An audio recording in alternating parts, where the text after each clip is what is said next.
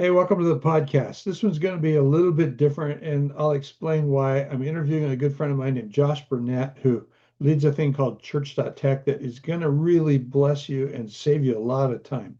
I read a statement recently that said rich people don't buy stuff, they leverage stuff. What does that mean? Well, a friend of mine taught me during a time when inflation was 13% a year. Jimmy Carter was president. Truth is, I'm really old that if I was to go to the grocery store and buy just a case of, say, green beans, something you don't even really care to eat, but you got to have them, and put them under my bed, then 1 year later they'd be worth 13% more than when I bought them. I would have leveraged the little investment that I made in green beans. And I've kind of learned to apply it to every area of my life. Well, AI is really helping me leverage my time. I mean, the stuff when I'm researching things, when I'm writing things, I run everything through AI. It's been a massive blessing. Well, then I get into Church.tech, and I can promise you, I mean, so suppose that I was able to say, I can give you 150 hours back, or say 160 hours. That's 4 weeks, 4 work weeks, 160 hours. I could give you that back if you would make a small investment that would leverage your time. Here's the deal. The Church.tech can save you time writing sermons. It can save you time turning a sermon into social media stuff. It can save you time turning it into little blog clips or little clips for are already with the captions added to it for YouTube. It can do a massive amount of things. You're going to learn a lot in this video, and it's going to all be about the one thing, leveraging your time, using less time to actually get more done, be more effective as a pastor, and make life a lot easier on you. I think you're going to really enjoy this one. Here's the problem. If you're listening to this on audio, there's going to come a time when you're going to want it on video. And so the promise I'm making to you is that on my YouTube, under a playlist called Observations, I'm going to put this whole interview up there. And it'll be in segments, just like the what I'm making for audio. But it's probably something you're going to want to watch after listening to this. So it's time to just welcome Josh to the podcast. I am interviewing a guy that I sort of bumbled into at an exponential event a couple years ago. I heard my friend Jason Stewart talking to him about a service that he offered called Church.tech, and it piqued my interest, and so I went over and kind of introduced myself and found one of the nicest people that I've ever met and one of the most powerful tools that I've ever run into. So I want you to just enjoy this conversation with my friend Josh Burnett. And he is the head of something called Church.tech that will really benefit you if you engage it the way I have engaged it. So, hi, Josh. Welcome to the podcast. Hey, Ralph. Thanks so much for having me. Really excited to be here. I'm really, really excited to have you. I'd like you to kind of start a little bit with, your journey, how you came to faith. Mhm. I know that you had a lot of involvement in church ministry before. Tell us about that. And then we'll get into Church.tech. And I really want to get into this as deeply as you feel comfortable getting into it. I want you to promote your product, actually. I've been doing the best I can, but you know it better than I do. And I expect actually I'll learn some new tools as we talk because I'm forever discovering new things on your site. So let's Oh, start with you. Tell us a little bit about your life. yeah. So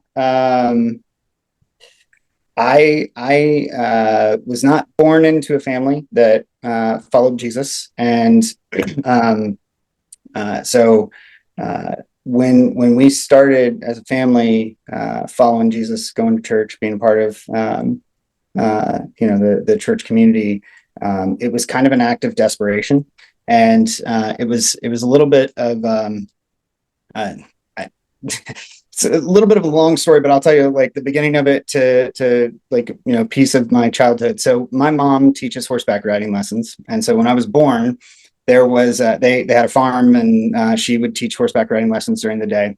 And there was an elderly couple that lived up the hill from us, and they watched me until I was about 3 or 3.5 years old, and they would tell me about Jesus. Like I have distinct memories of Granny and Pappy, is what I call them. Until I was like 7 or 8 years old, I didn't even know that they weren't blood relatives of ours. And so they told me about Jesus. And I have these memories of reading like a picture Bible, sitting in this bearskin chair with Pappy, on his knee, him reading the story of David and Goliath. I can see that picture in my brain still today. And so we moved to Louisville, Kentucky, and because my dad was at VTech in Roanoke, Virginia, and so we moved to Louisville, Kentucky, and didn't have really any connection to the church at all. And my parents' marriage was really chaotic and combative. And when I was 9, I can distinctly remember praying to kind of an unknown God that they would get a divorce because I thought they would be happier apart. And one Sunday morning, I woke up and I like, it was the Holy Spirit, I think, but it was just like, we need to go to church.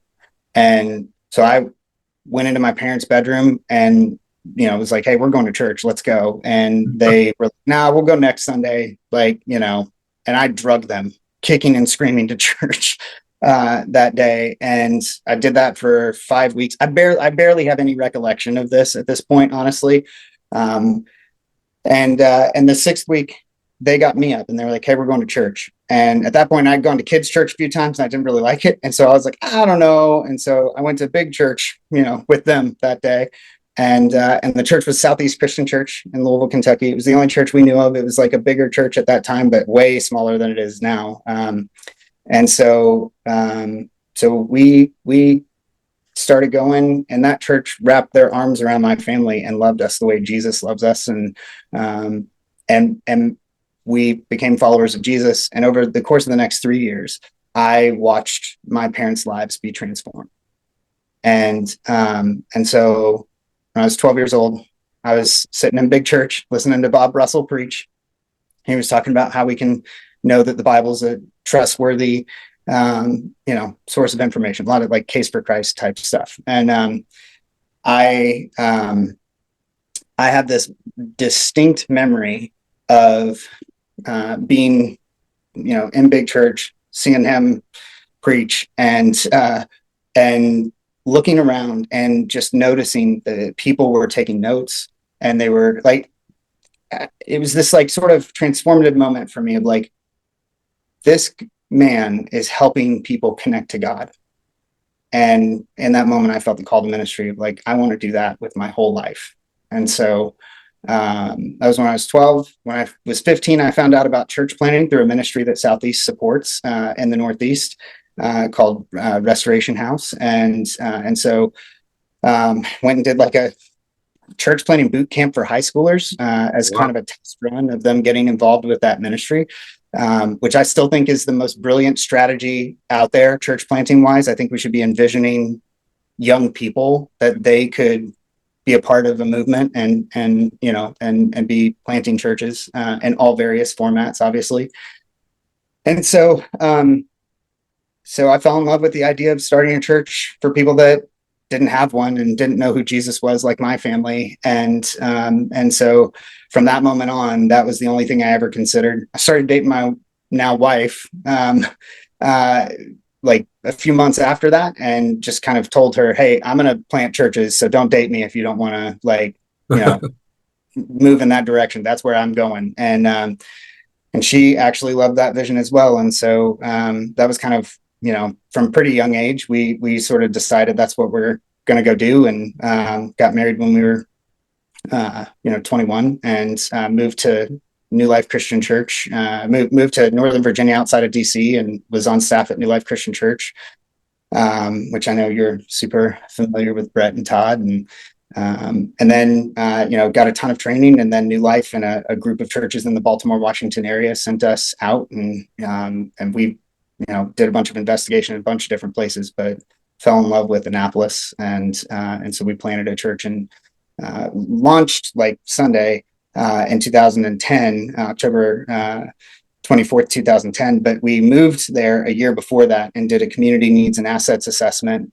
and really got to know the community. And the idea was we're going to identify one of the top 10 needs, and we're going to eradicate it in the name of Jesus.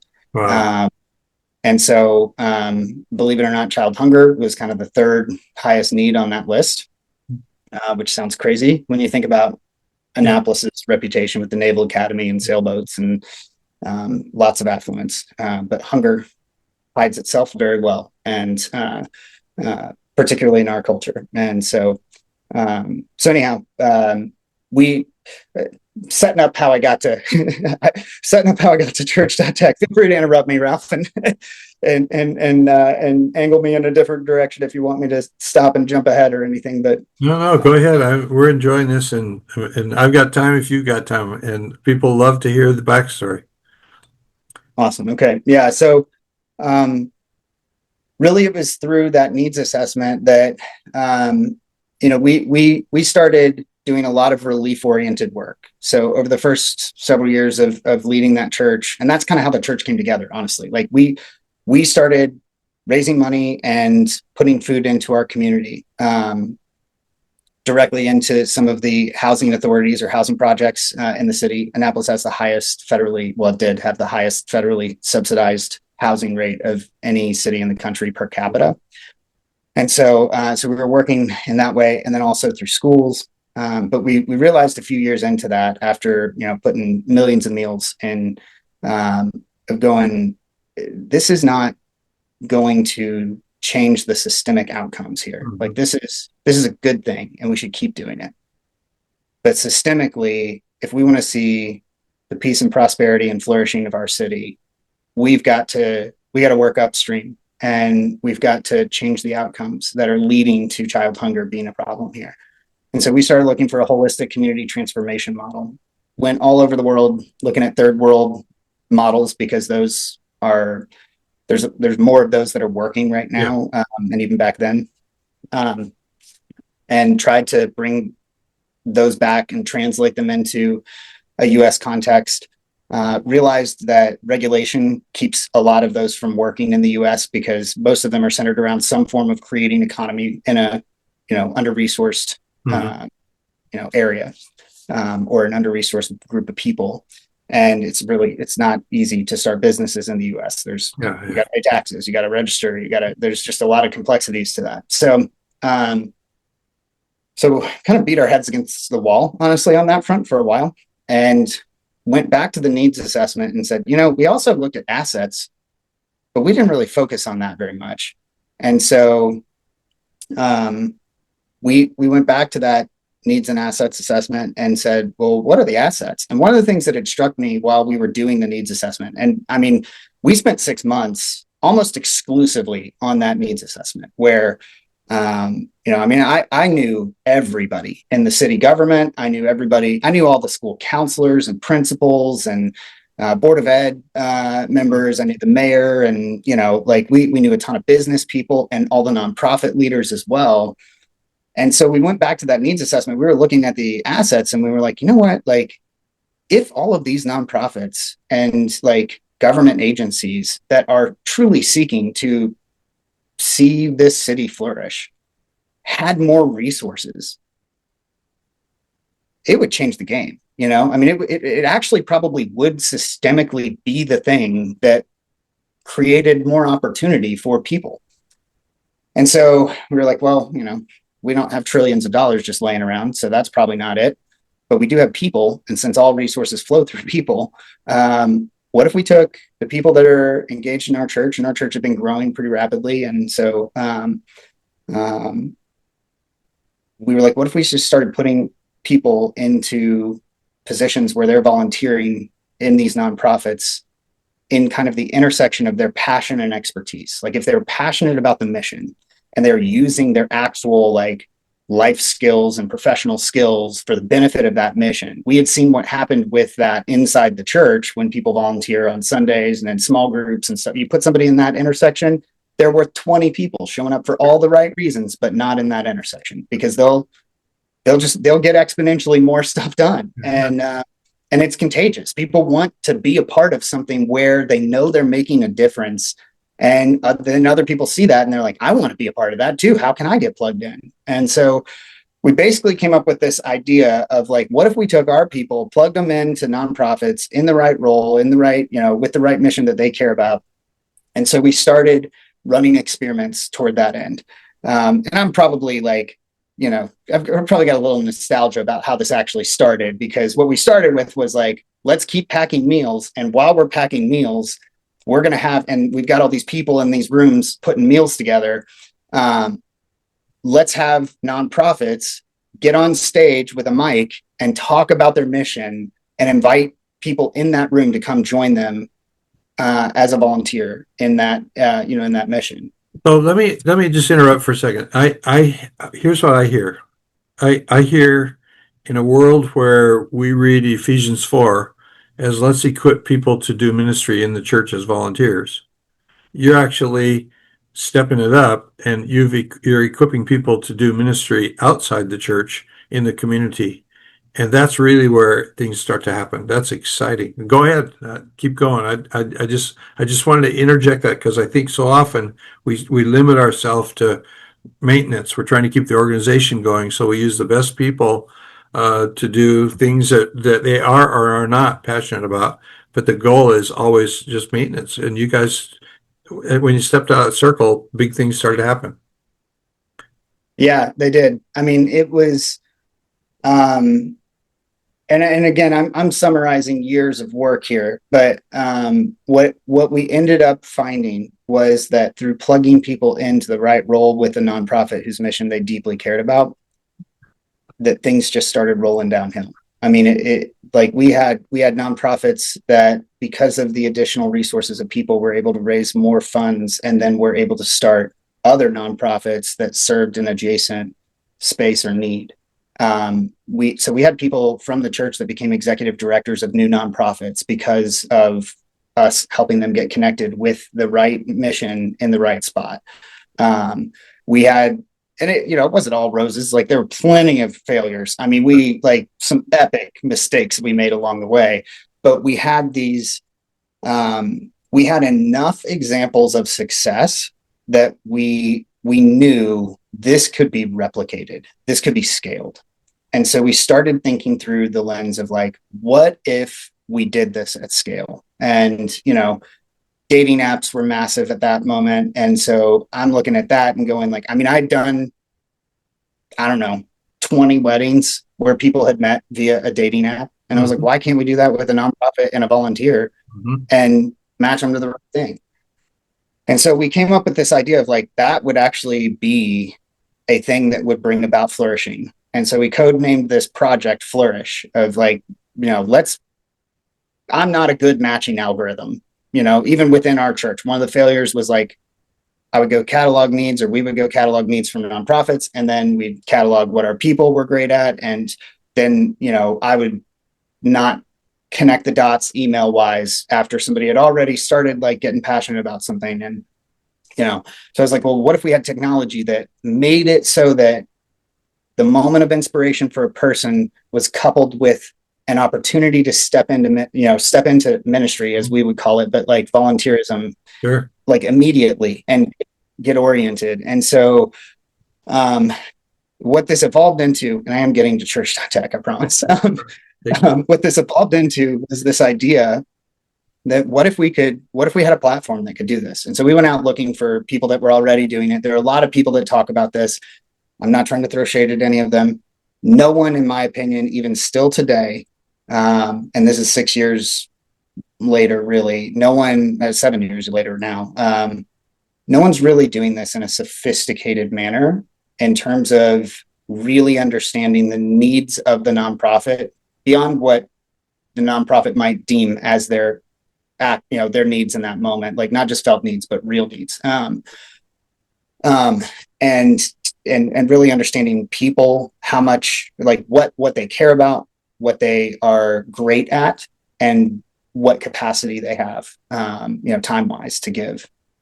And so, we basically tried to find somebody that was doing it, tried to buy like a license to a platform that was closer, and they wouldn't let us buy it. And so, or they wouldn't let us license it. And so then what we ended up doing was, I just threw an incredible wrestling match, with the Lord, because the only thing I'd ever wanted to do or thought I would ever do was plant a church, planting church, and stay there and keep planting until there were so many churches that, Yeah. we don't need anymore. Go to the next place, maybe,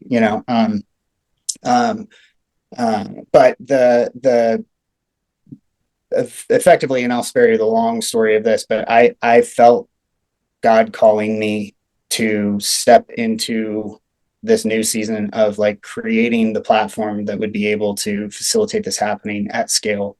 And so I stepped into technology in January of 2019 with, I mean, just no parachute or anything, just stupid, like just dumb faith in like that God would provide and come through. And so we transitioned. Our elders hired our executive pastor, and which was awesome, and we love him, and we're so grateful for him, and he's done a great job of leading the church we started. It's called Revolution, and then we spent 4 years just learning every hard lesson. I thought, I planted a church. How hard can starting a tech company be? Like, I don't know why I thought this, but I thought, well, Satan's not going to be as opposed to this as he was to the church. Like, he'll probably leave us. It's tech. He's not going to care, But he definitely, it was rough. We learned a bunch of really hard lessons for about 4 years, and finally met our technical co-founder, and we actually started making progress on the platform, and we put some products out into the market that were kind of feeder products, proto products that would help nonprofits actually utilize volunteers more effectively. And then one day we were having a conversation. We were always thinking about, like, what are the small versions of this massive platform we're trying to build that's two-sided marketplace with all kinds of crazy complexities. And so we knew we wanted to go bring the church into, the one side of the marketplace. But we also had learned enough from working with churches that it was going to be hard for us to do that at scale and quickly, which is kind of what the system required that we had designed. And so we were having this conversation about, what if we,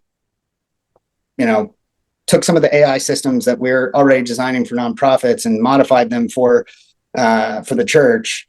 And so Matt, our CTO, came to us one day and was like, what if we made an app? And we were just thinking about like funding things, and so like, how could we like pour funding into this mission as well? And so he was like, what if we made an app that summarized podcasts? I think people would pay for that.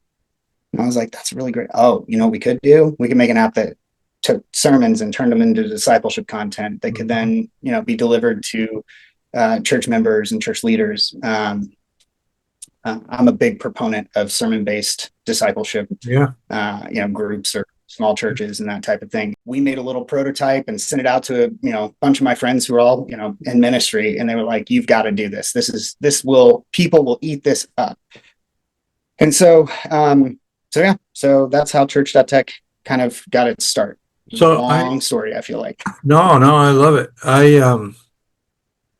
I think the church totally misses vertical integration. We do what I call popcorn.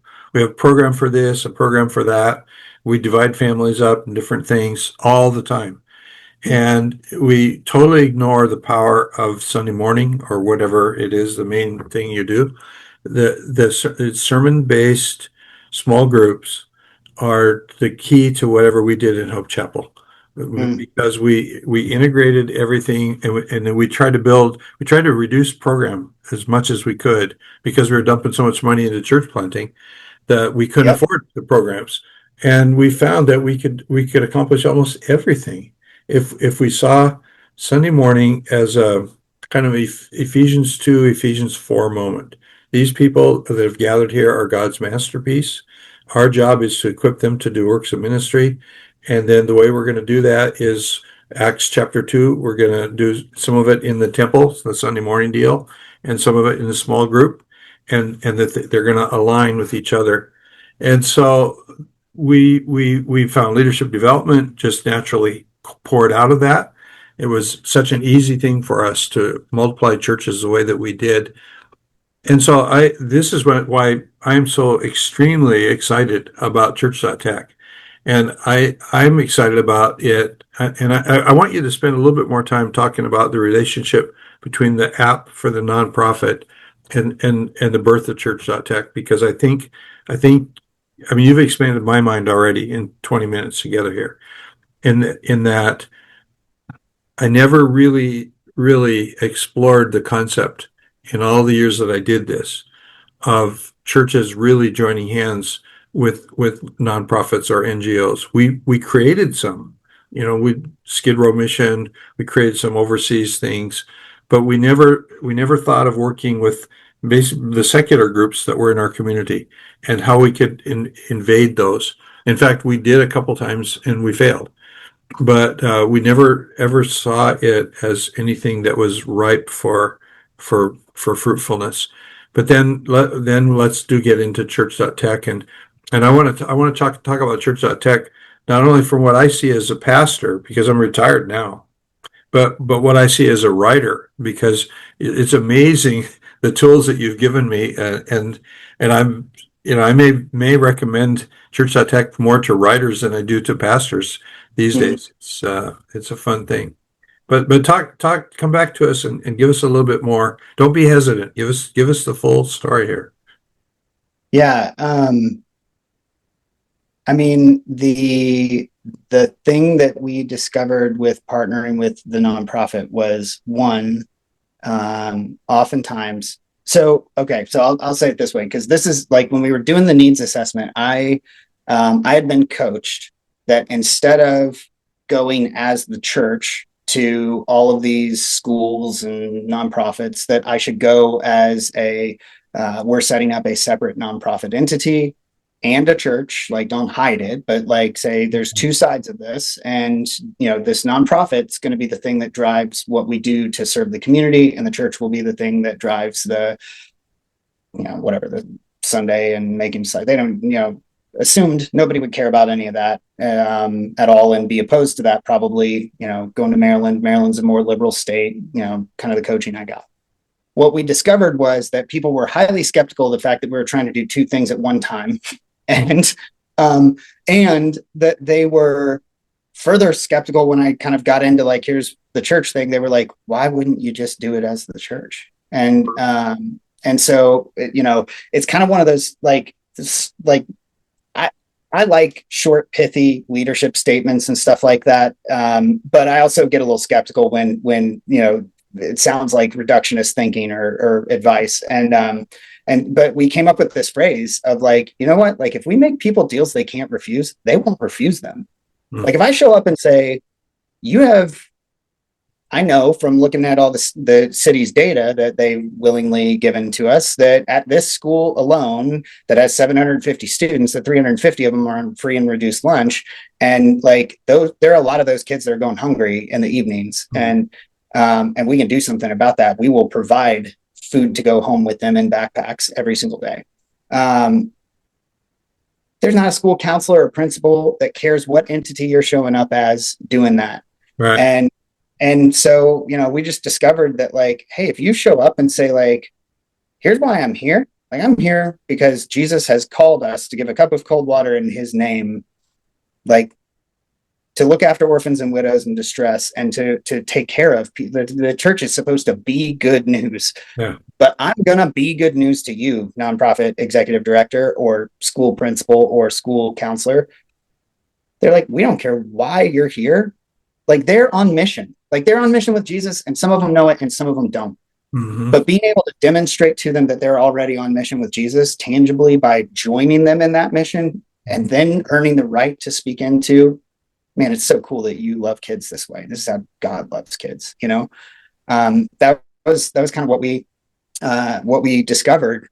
And that was sort of the foundational principle of, like, there's no better deal to offer somebody. There's no better offer than a person who's showing up with a heart for the mission and the skills that nonprofit desperately needs. That's great. That's really so that was kind of, and then like we technology wise, we built some stuff that's just like really fun stuff. Like, most nonprofits that are but most nonprofits struggle with fundraising at large. And, again, principle, like all resources flow through people. What if you could take volunteers who care about your mission or are super aligned with your mission? Because a volunteer is 50% more likely to donate to an organization than a non-volunteer. Mm-hmm. And what if I could, in 45 minutes, train that person to be a highly effective fundraiser, and with an hour's worth of effort for 2 weeks in a row, they could go raise $4,500 to $10,000 a year for your organization. You could teach me that. I'd love that. So we made this app called Latent, and Latent is we were going to come back to it eventually, but the whole purpose of the app was to effectively provide people who care about the mission of a nonprofit, whether they be donors or volunteers, the ability to raise funds for that organization simply by sending text messages to people that they already know and believe would be aligned to that mission, Mm-hmm. and invite them. They're not asking for money. They're simply inviting them to participate in the mission of this organization alongside of you. So like the requirement was, if you're going to do this, you have to be a donor and a monthly recurring donor, and you're going to invite people to do what you're doing. And, and then anyhow, yeah. So, it's like, and it works. Like it works. Yeah.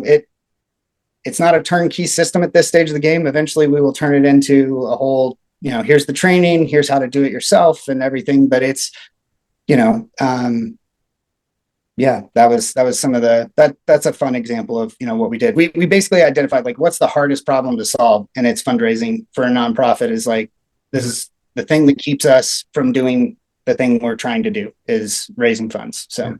Yeah, no, I mean, the thing that keeps afloat what I'm doing, the podcast, all of the stuff that I put out there, we had a real big stumbling block the last 2 years. And just in just the last 5 minutes, what you shared, the idea of donors recruiting other donors has never crossed my mind. And I feel better equipped for just having this little time together. Thank you. Well, the thing that I haven't said yet is when you came over and sat down next to me at Exponential West a couple of years ago, I was freaking out and like shaking a little bit, because you're one of my heroes in terms of, just like I've read your books. I've followed you for, my whole youth, basically, like, as I was like seeking to be a church planter that started a church that started churches, like, you were the example. And at New Life was even, that was even further reinforced of like, man, this, like Ralph is doing this. And so, when we got to know each other, I was just like, oh my gosh, like one of my heroes is like sitting here talking to me. And so I say all that to say, let's do a fundraising campaign together. I would love to do that. So I don't know if I can say that in your podcast, but yeah, I'd love that. It's, we'll talk later. Yeah. Well, let's go to Church.tech. I just let me preface it a little bit. I met Josh, and I was busy creating some courses that I was going to offer for free online. You can actually get them from newbreed.org. And I was struggling with content. I was downloading a lot of my blogs, trying to classify the blogs, group them together, because I had generated all this content, and I'm really into content stacking. So I'm trying to reuse what I've done. I've got all these books. I'm trying to put all that together. And I hear my friend Jason talking to Josh, and I didn't know Josh. And so I very humbly went over there and asked, would it be possible for me, because the barrier in my mind was I'm no longer a lead pastor.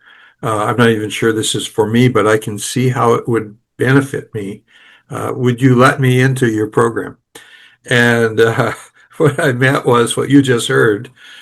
And so a new friendship was born. And I just, what you don't know is, I mean, this conversation is really positive for me.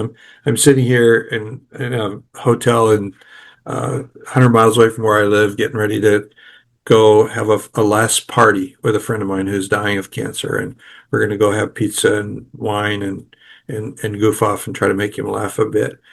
But I'm sitting here, and you just said something really important. You said that you spent a lot of your adolescent years following what I was doing. During those years, I was pretty much a social outcast from the church world that all wanted to be um, Bill Hybels. And we were talking, you got to give away people if we're going to win the world. And honestly, there were times you just wondered who in the world is out there even listening to this stuff. And I was writing books, and the books sold enough that they'd get their money back that they invested, but no book that I wrote is ever going to sell 100,000 copies.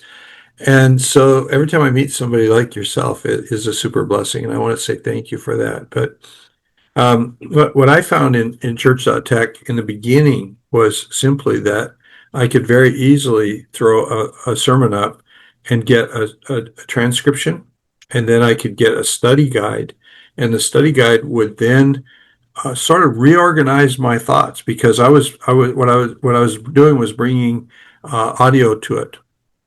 So old sermons. A friend of mine rescued 700, because I'm old enough. Let me back this up. When I handed off the big church in Kaneohe, a couple thousand people, to go start again, I was 66 years old, and I was getting to where I couldn't talk to the junior high kids anymore from Sunday mornings. That was always my measurement. If I can keep the interest of kids that are 12, 13 years old, then I'm going to keep doing this. But when that was over, I handed off. But the last major financial decision I was a part of was we went out and bought this massive hard drive, because we were doing video and putting it on public TV and all that. And you're going to laugh when I say this, it was a 10 gigabyte hard drive. So there was no storage for video. We'd make the video, we'd hand it off to the station, and then it would go away. So, but they had stored audio, because I was on the radio 15 times a week. A sermon would turn into, they'd usually split them in two and then turn into a couple of radio broadcasts. And so I was able to bring those old audio tapes or MP3s and bring them to you guys. And I came out with something that was cohesive, that the AI had organized it for me, and I could then go back and sort it out and work with it. Now you're doing a lot more than that, and I'm going to let you get into that, and maybe I'll feed into how I use it. But talk to us first from what you're trying to do for a pastor, or what you offer to a pastor. Then I'm going to jump in and go, and this is how I use it to help me with one of my current projects that I'm doing. Yeah. One of the things that has been interesting is we've, engaged on the AI front, where when we first got started, people were very skeptical of AI, especially pastors. And, the way that we kind of framed what we were doing was, hey, we want to give you time back. And we want to do it in a way that you don't have to feel bad about. It's not going to write your sermon for you. That's not what we're trying to do. We're trying to help you be with people more often, because I've done a ton of surveying of pastors in the last couple of years. And, if you this is still true. COVID put us behind screens, but we didn't get out from behind those screens. And those screens facilitate us being able to be together right now. And so where they connect us to people, I think that's a beautiful thing. But where they isolate us, particularly as a person who was trained in ministry to make disciples, the more time I spend behind this screen trying to figure out social media content or writing curriculum based on my sermon that is, mediocre at best, because I'm not great at that, the less time I'm actually spending, honestly, with God and with my family and with my church and my community. And so the idea was let's give pastors time back. And now we basically say our goal at Church.tech is to make every church more effective at making disciples. We do that by optimizing pastors' time across the board, frankly. Now we are doing sermon preparation, and we're about to roll out some tools that are going to accelerate sermon preparation in some beautiful ways that don't cost you any points on the character or integrity side of things. It's going to take the non-fruitful work of writing a sermon, like doing research. Certainly there's fruit in going to the shelf and pulling a book off and finding the right thing. But if we can optimize that into, hey, I already have the right things, and now I can really make sure that I'm preaching a truly biblical sermon with the right research in place and bringing that across the cultural bridge into today, we can really radically reduce the amount of time it takes to write a really excellent sermon. And then all the way through to social media, and we're working on some really cool tools that are going to take sermon content and turn it into interactive content for church members to be able to kind of see and recognize the discipleship journey that God has them on, who they're called to be and become, and who God has called them to reach, and give them feedback on that journey as they are going. So that's broad spectrum, somewhat abstract. Like, here's what we're trying to do. We're trying to help pastors and staff members be more effective at making disciples and equipping the saints for the work of the ministry, as you have said. So now dive down into nuts and bolts and tell us, what you find when you go to Church.tech, and the headers, the tools that are there, and especially the playground. Yep. Absolutely. When you first jump into Church.tech, there's a 14-day trial, so you can try it for free.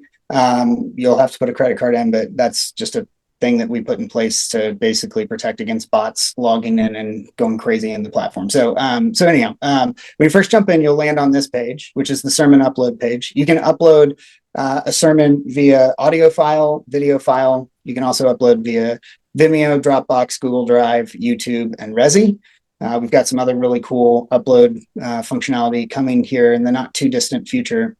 And then you can also upload by copy pasting in your manuscript. Now, we say manuscript. Really what we mean is anything from an outline, which can be, about a half page bulleted, of, hey, here's my central scripture and, controlling idea, or however you articulate that. And you can paste that in all the way to a actual, manuscript. If you do full-fledged manuscripting.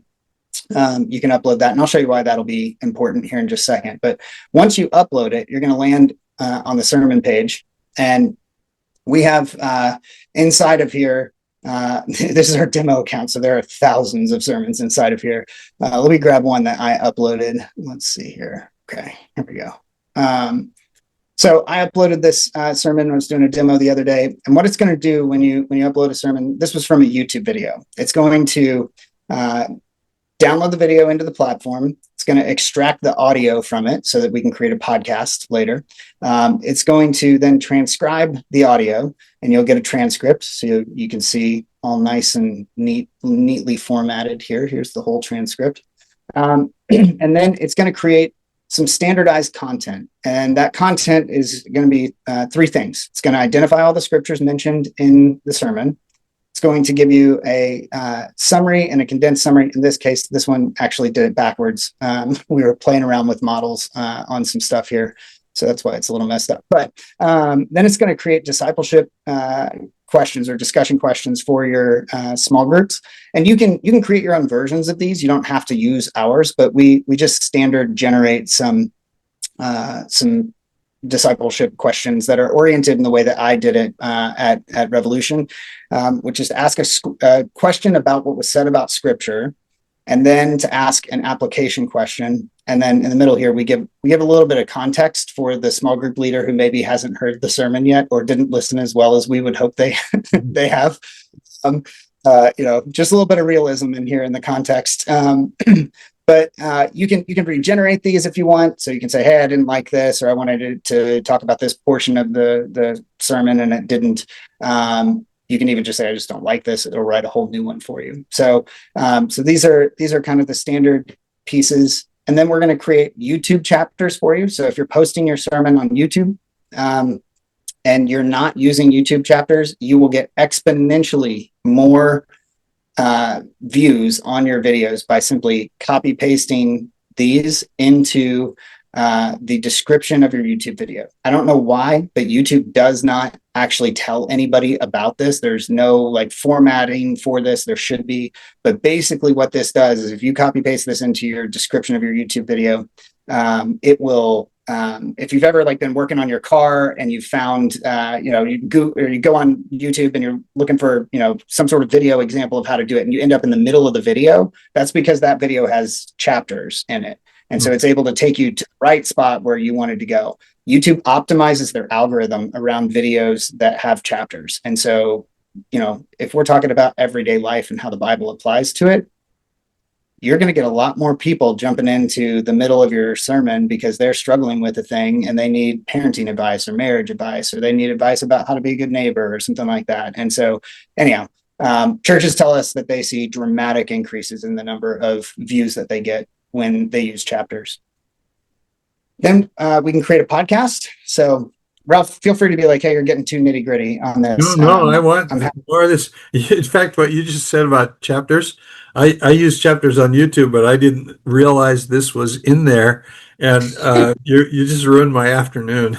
I know what I'm going to be doing today, the rest of the day. Yeah. We need to create an AI agent to do that for you, Ralph. You've got so much content. I'll have to talk to the team and see if that's something we could ever do. I don't know if we could or not, but yeah. So we pulled the audio out of your sermon. So if you upload a sermon and it's just the video content of the sermon, you'll have 30, 38, 45, however many minutes it is. But if you upload your whole service, we actually on that upload page give you little sliders so you can identify the sermon specifically.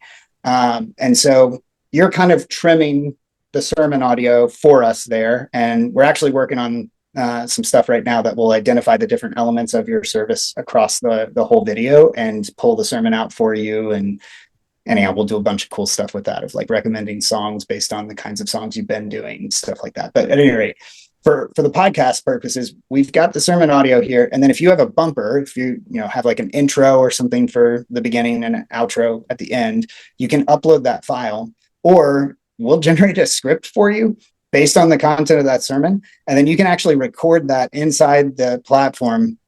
And once you've recorded audio, you can upload a royalty-free music to go under that audio. And our system will actually intelligently mix your intro audio, the music into like together, and then into the sermon, and then out of the sermon for an outro as well. So once you've got that done, you can export the podcast. And then if you have an RSS feed that you use, you can point your RSS feed at the URI that we create, or you can download it and upload it to whatever podcasting platform you use. Okay, so that's podcast. And then the next piece of this is Pages. So in Pages, what we've done is tried to give pastors the ability to create content based on the sermon rapidly and then be able to deliver it. So Pages aren't just a content creation tool. They're actually a content creation and content delivery tool, and they're a tracking mechanism for how that content is being engaged with. And we're working on some really, really cool stuff on this front that will help church leaders understand how people are engaging with the content they're creating on Pages and delivering via Pages. So this is a standard template. You can actually create your own templates in this version of Church.tech version 1. The template creator is a little bit frustrating, and you have to really know how to use it. So if you jump in here and you want to create your own templates, just reach out to our team. You can do that by clicking this little button down here and reaching out to our team. We've got training on it, but we'd be happy to walk alongside of you and help you create your own custom templates. But what this is going to do is it's going to create a page, and this one's almost done here. It's going to create a page that you can then go through and edit. And this is like our standard group guide page. And you're going to be able to take this and send it out using a link to all of your group leaders or group members or both. You can create different versions of this, like I said, that are hey, this is the group leader guide. This is the group member guide. Maybe Zoom may be giving us a little trouble here on getting this done. Let's see here. Yeah, there we go. Okay. Sometimes when I'm broadcasting on Zoom, it actually won't flick over because of some Zoom functions. Okay, so this is just our standard guide. Remember, we've got the summary from before. If you wanted to change this, you can pull in your other summary if you want. So you can just drop that in. It'll write an icebreaker. If you don't like that, we can write different icebreakers. There's all kinds of different choices in here, and it'll generate one kind of based on the content of your sermon as well as your selection there. Then your questions, and then it's going to pull in the video.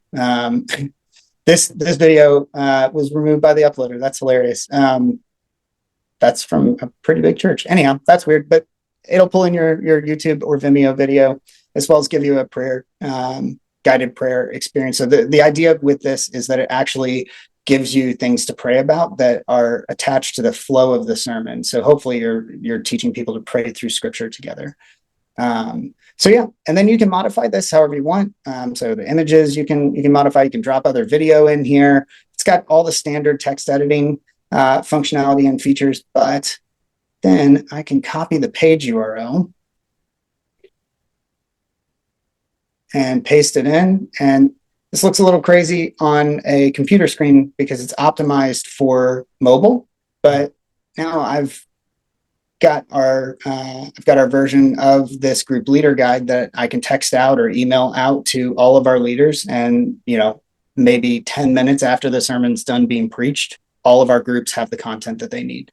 And the beautiful part about this is once you've sent it out, you can see how many people have looked at it, how much time they've spent on that, how many link clicks. So if you put clickable links, and a lot of our churches are now doing like an announcement section in the group content, or they just make announcement pages and they put links in there, and it'll track the links back for you.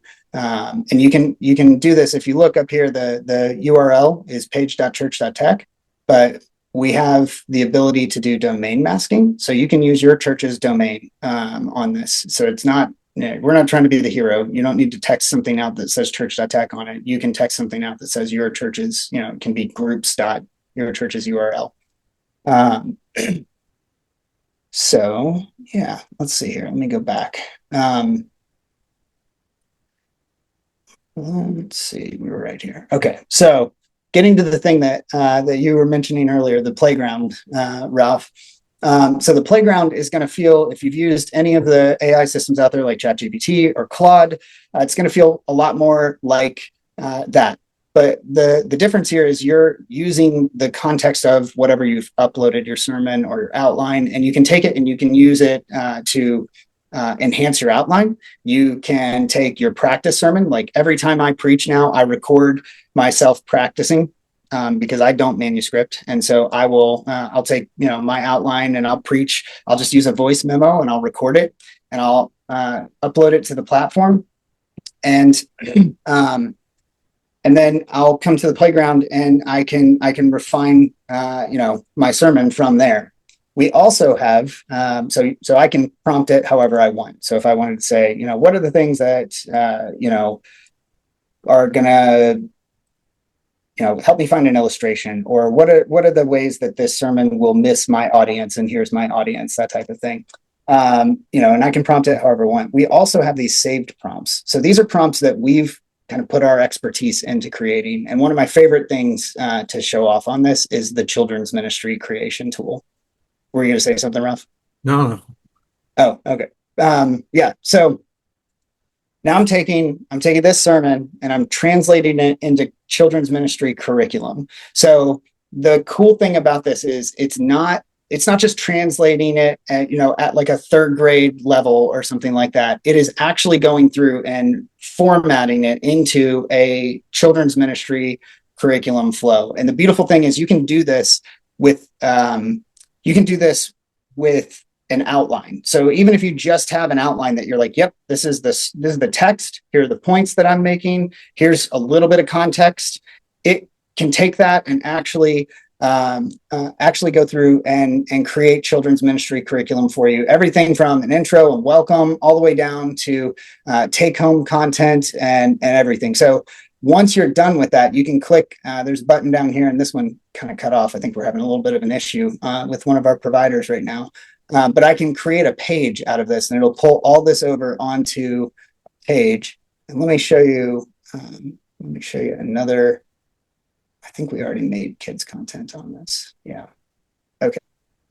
So here's kind of a full version of it, right? So here's my welcome and warm up, worship time with like links to YouTube videos of those songs, prayer, scripture reading, creative retelling of that scripture with a modern day application story, discussion questions, activity and craft, prayer time, take home materials.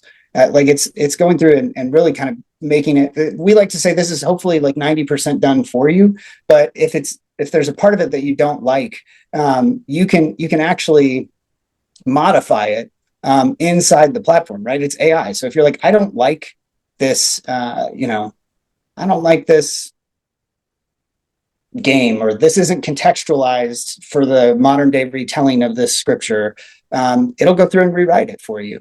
And then you can click this create page, make any final edits you want to make, add your logo, add your branding, all of that stuff, and then text it out to all of your children's ministry volunteers. Or you can say, hey, now I need a first grade version of this, second grade, third grade, fourth grade, and it'll go through and contextualize that for you. And now you've got all the curriculum for all the age groups that you're using, and you're able to send that out. So in a church like ours, where the churches I led, we were always trying to integrate the what was going on in the sermon on the weekend with what was going on in small groups. And I always met resistance from parents who what do we do with our kids? Do we hire a babysitter? Do we hire a babysitter on campus? Do we lock them in a back room, which is what most did, and let them watch stupid Disney movies that had a lot of witchcraft in it? Now you have given me a tool where, for one thing, now I have curriculum for free for my whole children's ministry. Yeah. And mom and dad, if they don't go to a small group, are going to be able to talk to their kids intelligently instead of going, hey, Johnny, what did you learn in Sunday school this morning? We're talking about the same thing. That's wonderful. But also now, to me, in a micro church attached to the church, where mom and dad are going to be able to bring their kids into it. And if they're older than 3 years old, there's going to be some connection going on. This is awesome, and I didn't know about this until just now. This is really something. I'm impressed.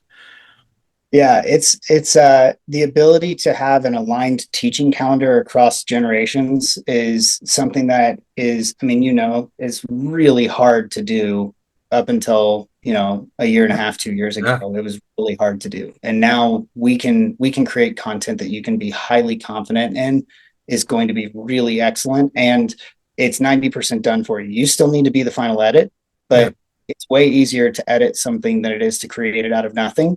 And so, we're able now to be able to help you jump in and like parent guide. So here's a parent guide based on the same sermon for how to talk about this throughout the week with your kids. And you could take this and make it into, as you were saying, Ralph, hey, I want a group guide that is inclusive of, the kids that we have in our families that are a part of this group. And now the kids can be a part of the discussion as well, or you can have somebody who goes and has a specific conversation with them. And there's just all kinds of ways that we can use AI to be able to. And the cool thing is it's not writing it absent of context. It's not just coming up with whatever it's coming up with. It's actually taking the content of the sermon and turning that into an age appropriate version of it. Same thing with 5-day devotion, where you can reinforce the sermon throughout the week. And we've got a bunch of really cool tools coming on this front as well. So yep. It's amazing. As a writer, what I'm finding is that I could take material that I produced, is my material, that has run through you, and I could just take those group leader guides, and I could batch them together, and basically, the way I would do it is now I'd start over. I'd take the group leader guide that came from my material, and Hmm. my material might be 7 years old. And now I'd turn the computer on and start talking to the computer, and I'd talk a manuscript into being, and then run it through AI again, run it through you guys again, and pretty much I got a book laying there waiting to be, final edited. It's Yep. an amazing tool. I've been using the Playground because it's more specific than the summary. And so I've created my own parameters for descriptions that I want for YouTube. So I'm taking these old sermons or audio, YouTube won't accept audio, and I've attached a bunch of little Hawaii short video, 15-second to 1 minute clips to make it interesting, and Hmm. captions. And then I've gone to you and uploaded it and got the transcript, done several other things with it, but I'm also now using it to help me with putting this thing together in a way that YouTube likes it. And then you just told me about the chapters, so now I got to go back and redo. I'm in the midst right now. I've got 61 talks from the book of Ephesians, and most of them I've uploaded to Church.tech. And so now I'm going to go back and insert the chapters. I'm just I'm enthralled with what you guys have produced, and I'm hoping that people who are listening to this are really paying attention, because this is good stuff. Man, I really appreciate that, Ralph. I mean, I love your creativity. When we were in March in Florida together, you came up with this brilliant way of doing exactly what you just described in terms of being able to pull that in and create clips and for social media and stuff like that. And I was like, man, this is so brilliant. We're actually working on a systemic solution to that so that it'll solve that problem for you and anybody else moving forward without having to, like, it'll pull in B-roll footage for you and apply it to the audio. So, Well, and you already have a clip function where if my sermon was video and I uploaded it in video, you can spit it back to me already captioned, and I get, because I'll use this tool also, even though I'm putting it up in audio. Sometimes I'll throw up the one that I made for video, which doesn't lend itself to those kind of clips. But then I'll go back and do some other things to it on my own.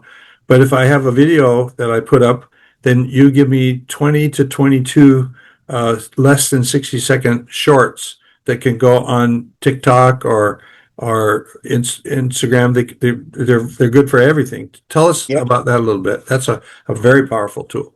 Yeah. Yeah. So, if you upload, your sermon, or, video content from, if you own it and you've got video content from any other ministry, children's ministry, youth ministry, that type of thing, you can upload that video content, and then we'll turn it into clips. And so these clips are, there's a couple pieces of this. One, there's like a quick function for edits. So it'll zoom in on the face. It's like a kind of an AI camera crew that'll follow your face if you move a lot on stage, that type of thing. It's got some stuff that will help you get more people to stop scrolling on social media. So, like, there's like an intro effect that will capture attention. There's video pulse, so it'll zoom in and zoom out while the video is happening. Some of that stuff I get really frustrated with, because I'm like, we're kind of harming people by, like, the way we keep their attention at large on the way social media tries to capture people's attention. But this is a way to, like, keep people engaged with sermons. And so we're like, okay, we can use those same tools for God's purposes. But anyhow, some of that stuff annoys me. But it will also take the audio from your sermon. If you have, like, rough audio, that type of thing, a lot of, like, very smaller churches that are using their phone to record, or something like that. This studio audio will make it sound like you recorded it in a podcast studio. I mean, it's fantastic. And then you can jump into actually editing it. Before I do that, I will say one thing. So we've got this little score over here on the right, and this score tells you effectively how likely this is to get more, like, views out of 100. So, and that score is comprised of three numbers. So one is, like, how likely is this to go viral? How likely is this to see people, watch all the way kind of to the end? And how likely is it to get people to stop and watch it? And so then we give you a composite score on that front. And so that kind of helps you know, like, hey, if we're trying to get engagement with this video, here's a good metric for it. So then you can come in here and you can do more intense editing. So you can change where the start and end of the clip is simply by clicking the transcript. So, I can expand this clip now if I want to, or, expand the intro. I can cut it shorter, that type of thing. I can translate this into a different language if I want to. So if you want to create multiple versions of the same clip, you have a multi-ethnic church or multilingual church, you can do that as well. You can go in and do all kinds of different, like you can add in B-roll footage. You can you could do a lot of really cool stuff on that front. If there's a specific part that of the clip that maybe the face tracking is hard, it'll struggle a little bit if there's multiple faces on the screen at the same time. But you can come in here and really control that in a fine-tuned way very, very well. Like this is the best version of that on the market today, as far as we understand it. And then you can change the captions, you can change animation for the captions, and you can also create your own templated version of clips so it just looks the same way every time, which is really helpful. You can add soundtracks into it, you can use sound effects and stuff like that. And then the beautiful thing, the thing that I love the most about this is when we first started doing this, the thing that was lacking was the ability to actually post this to social media in any kind of systemic way. Mm-hmm. And so we now have that capability. So when you click export, you can post this to social media. You can certainly download it. And if you already have a method for posting to social, you can use that. But we now have the ability to post to Instagram, YouTube, TikTok, LinkedIn, and Facebook. Now, the cool thing about this is it's going to be tempting to be like, yeah, okay, like, just post the same thing on all of these platforms. Well, the captions that you put on these different platforms really do matter in terms of optimizing how many people actually see them. And so we can write your captions for you. You can choose kind of the tone, but these are ministry aligned prompts that are going to take the context of the clip and the sermon and write, let's say, a challenging caption, and this is optimized for views on Instagram. And if you come down here to YouTube, you can say, hey, write a challenging YouTube caption. And it's going to be a little bit different. It's going to optimize it for YouTube's SEO engine, or, not SEO, but YouTube's algorithm for getting views. So, and then you can schedule it. So you just click schedule. We're going to give you recommended times for each platform. Those will be different for each platform. And then you can choose when you want it to be posted. You can edit the post, obviously, if you want to, over here, the description. And then you just connect all your accounts the first time you jump in to do this. And it's really simple and easy to now have a very sophisticated social media presence with very little effort comparative to doing this on your own. And again, what you've done is you've given back time to a pastor. You've given our lives back. And at the same time, we're able to keep up with the best and the brightest of what's going on out there, even if you're in a church of 50 people, especially if you're a bivocational pastor in a small church. These tools are magnificent. Yeah, it's one of those things where, as much as we probably wish that social media wasn't the front door of our churches, it really is. People are going to go online, they're going to watch your sermon, they're going to engage with your social before they show up on a Sunday or whenever you meet. And this is a way to truly be able to engage more people more effectively. And we're evolving this as well to manage more than just clips. So we've got let's see here, Zoom kind of messes with this as well, because it thinks that it's sensitive content, and so it won't sometimes show. Anyhow. So the first part of that is generating kind of images that have text on them from the sermon content, but we'll eventually roll this into a full-scale social media solution for every aspect of your church's social media. One of the things about the transformation that has happened is that by putting your stuff out on social media, there's a filtering process that goes on. Some people aren't going to come to your church who shouldn't, who would be a waste of your time and a waste of their time. And we've always felt like, I use my book, Let Go of the Ring, as a tool. We'd give it to people who are new in the church. And I'd point them to the funny pictures from when we were back in the hippie days. And that'd get them in the book. But then they'd either decide they liked us and they wanted to join the mission, or they thought we were, in most cases, if they didn't come back, it was because they thought we were too missional and they wanted to be entertained, and we weren't into doing that. And so I think that as much as everybody decries social media, I think that there's some real power there. One of the things is that people can stalk you before they come, and then they can decide not to come, and you're not going to get in a fight 6 months later with somebody over something wrong. The other thing that, and this doesn't so much apply to our discussion, but I know a lady who's pastoring 11,000 people on TikTok, and she meets with them for an hour a day, 5 days a week, and she meets an hour and a half on Thursday nights, and she will apologize to you and say, "Oh, there's 11,000 subscribers, but there's never more than 2,000 at one time." And it's like, what? 2,000, and you're Yeah, it's apologizing. amazing. Yeah, yeah. So I know another guy that I'm coaching that is a pastor in Florida, and African American guy, and he's just now hit his 10 millionth download, or whatever, I guess, view on YouTube. YouTube is mammoth, and to be able to expand the footprint of a church, back around the turn of the century, around the year 2000, we decided that we were going to do an online service.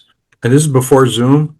It's before people had smartphones. It's 4 years before the advent of the smartphone. So we had this 4 camera set up. We had a room with people running a switcher live, but then we had a bank of telephones so people could call in, so it could become interactive. We had to do all of that to create what's available. I mean, if you're in a church of 50 people and all you got is an iPhone sitting there, and now you have come along to enhance it in this way, I think it's beautiful. And I've always been one to love technology, and sometimes as I got older, one of the frustrations that I had was I'd come into staff meeting with ideas, and the young guys would shoot them down, and it was more out of fear. And I think some of the people listening to us right now are feeling skeptical of everything that they've just heard because of fear, because somebody told them that AI is dangerous and all of that. It's just, there's opportunities abounding. This is like better than the advent of the internet. Life is going to get better for you if you let it get better, and you guys have provided a wonderful tool for making life better for all of us. Thank you. Thank you, Ralph. It's a pleasure to be able to serve. I mean, I've said this to you a bunch, but every day I wake up and I think, how do I get to do this? Like, how is it that I get to wake up and solve problems that I had as a pastor for other pastors? And it is like the greatest joy of my life to hear anybody say, "Oh, this like really helps us," So yeah. I love it.